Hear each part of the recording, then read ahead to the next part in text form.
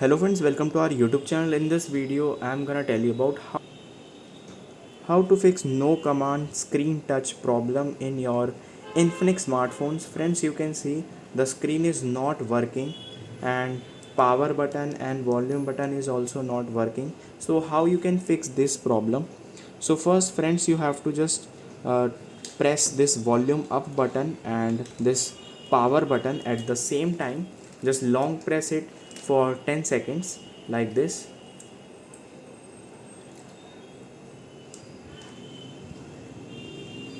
and you can see it is completely removed. Now you have to press your power button.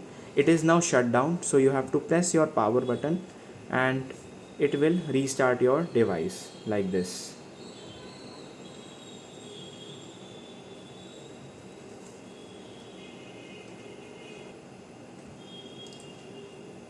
Now you can see friends, it is opening and it is open, and this problem is fixed successfully. I hope you like this video. If you like this video, then subscribe to our YouTube channel for more helpful tips and tricks videos. See you next time.